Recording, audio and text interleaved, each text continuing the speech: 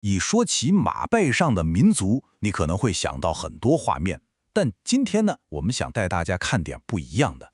这些可不只是简单的游戏，它们是驰骋在草原上的一种文化，一种灵魂。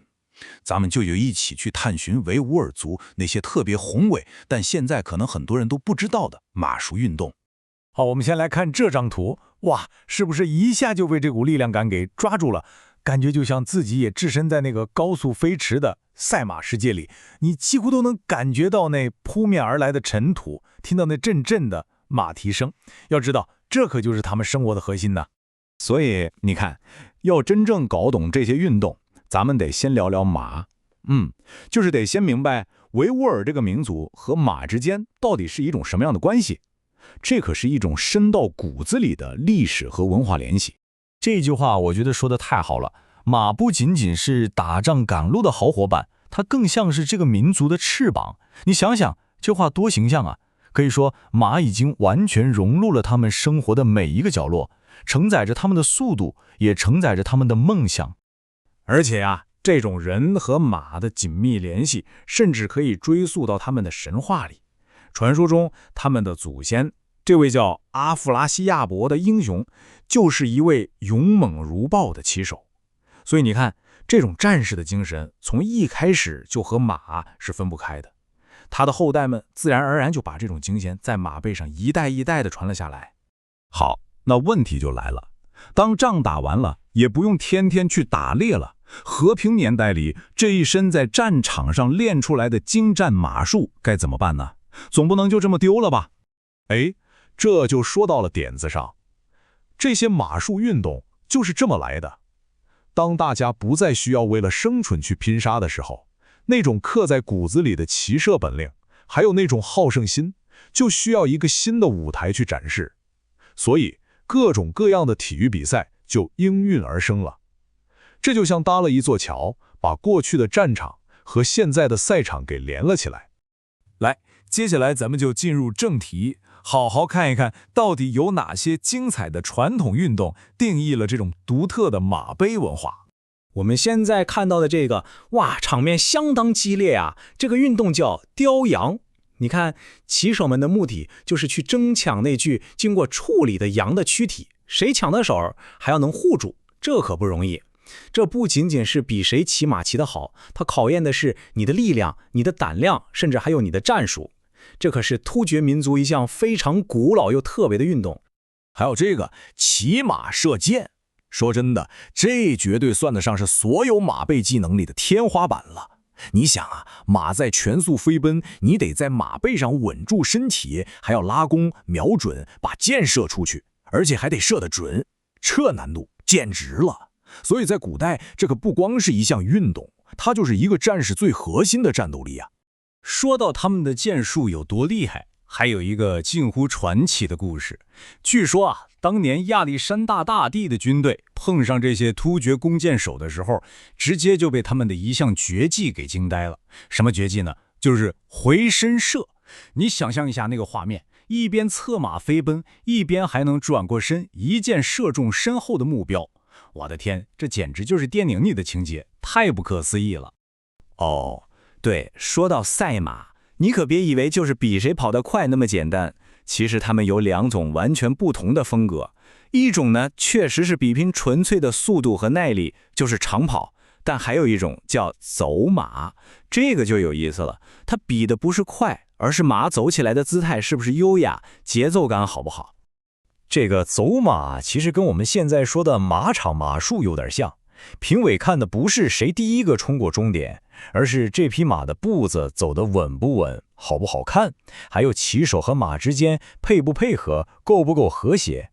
骑手们还会把自己的马打扮得漂亮漂亮的，挂上彩色的铃铛，马一走起来叮当作响，非常有节奏感。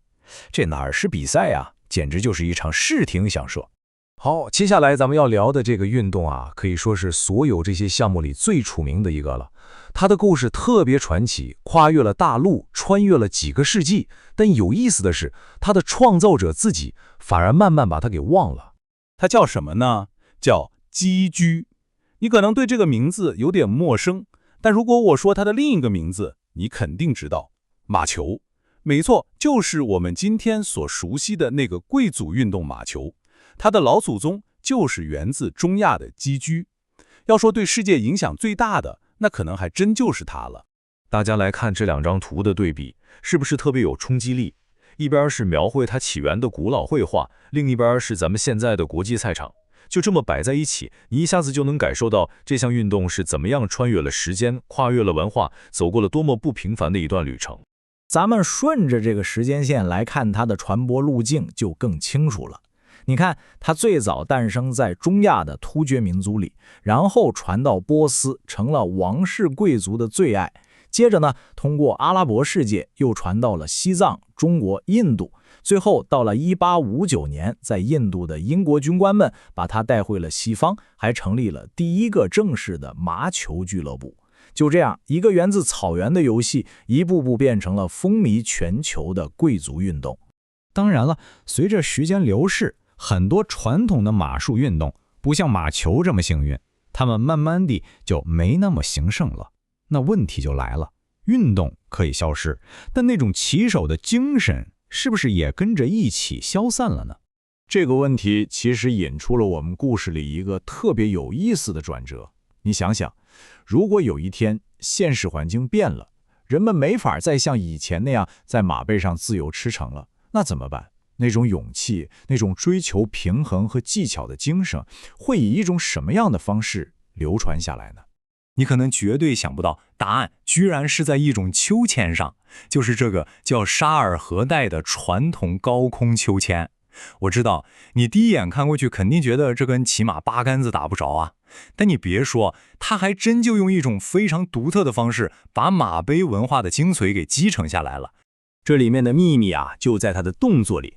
你看它那个高速的旋转，其实就是在模拟骏马飞奔的感觉。而且表演的人在空中还会摆出各种姿势，特别是那个拉弓射箭的动作，这不就是对他们骑马射箭的祖先最好的致敬吗？所以说，这是一种象征性的传承。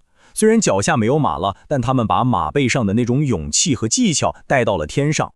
说到传承，咱们再把目光拉回到现代，通过一个人的真实故事，我们或许能更真切地感受到这些古老的传统在今天到底面临着什么样的困境。